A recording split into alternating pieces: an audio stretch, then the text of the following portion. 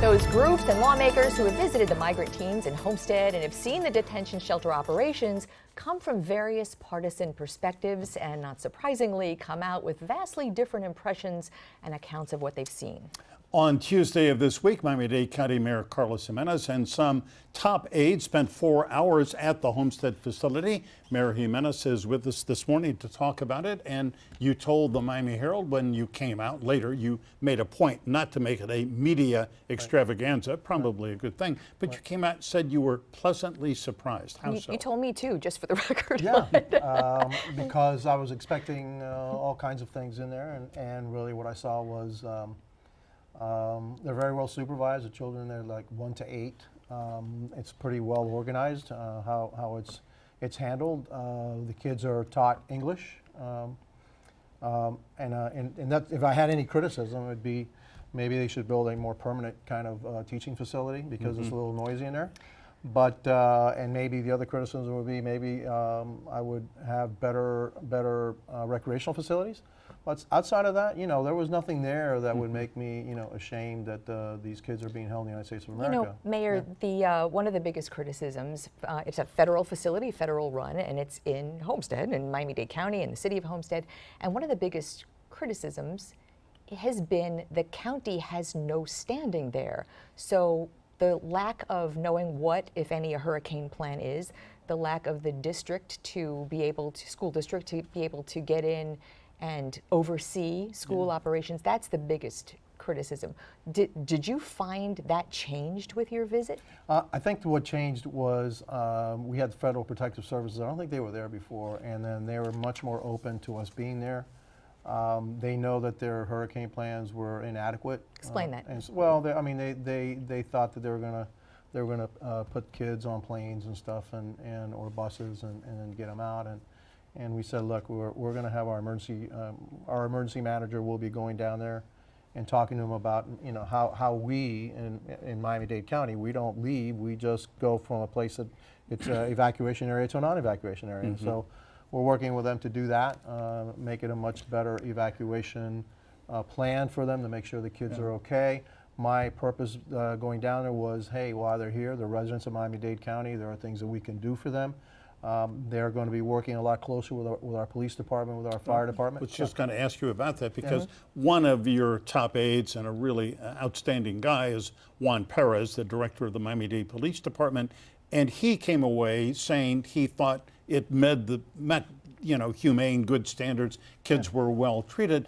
On the other hand, the Department of Children and Families says it has received reports of 7 sexual assaults in just the last 6 or 8 weeks, and Miami-Dade police are unable to go in and investigate. That's not a good situation. No, it's not. But look, at least what they told me is that these kids are being supervised. There's 8 kids and there's 1 adult supervisor, even when they're asleep.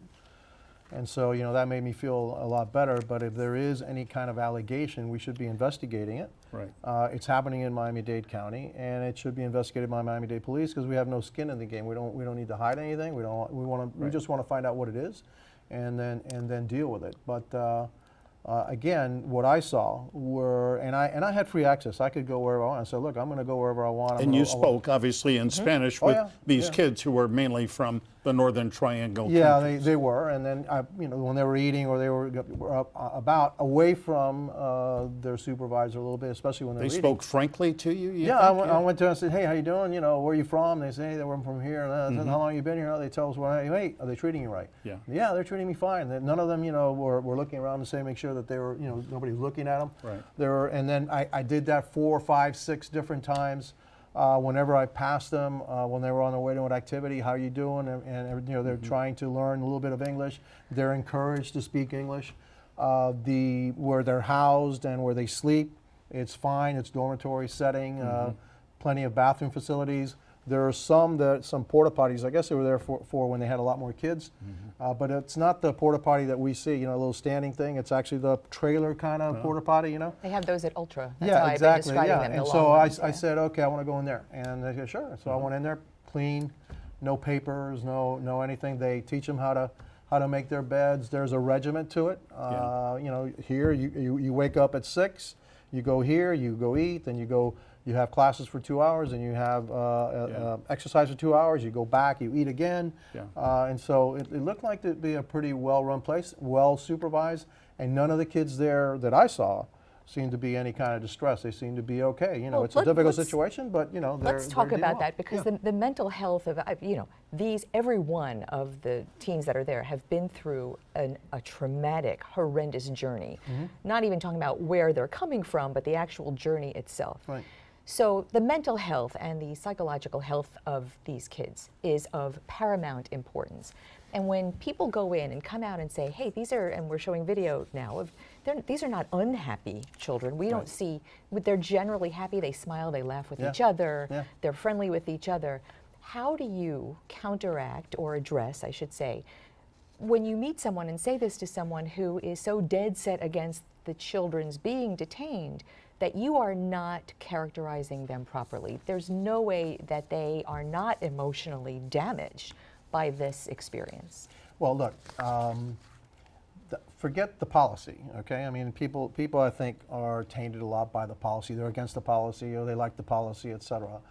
For me, it doesn't matter to me right now with the policy. We're talking about the kids and how they're being treated. And for me, that's what's important, and the kids are here in Miami-Dade County. And so what I saw, the kids are being treated, you know, fairly, and they're being treated fine. Good. The kids are happy, they're smiling, you know, they're making friends, they're well supervised. It's a difficult situation, but again, you just can't let them go free. You got to make sure wherever they end up, that it's either a family member that's going to take care of them, or that the sponsor is going to take care of them, and that you actually don't do them more harm by putting them in the wrong place. Yeah, And Mr. it's a Mayor, vetting let me process. in the time remaining, I really want to get to a tweet you sent out after the president had that rally on Tuesday night in Greensville, North Carolina. Right. You sent out, I thought, a very strong tweet. You, of course, were born in Cuba. You came here as a child, so this chant, "Send her back," referring to Representative Ilhan Omar. Let's put your tweet up here. Any president from any political persuasion should not tolerate that type of behavior. We should be able to discuss ideas and disagree on them. I mean, you took a strong position. Why did you? I think it's important that we start toning down the rhetoric. We should be coming together as a country. We've always had disagreements, but in the past we were able to disagree in an agreeable way. It should be about the ideas, not about the person.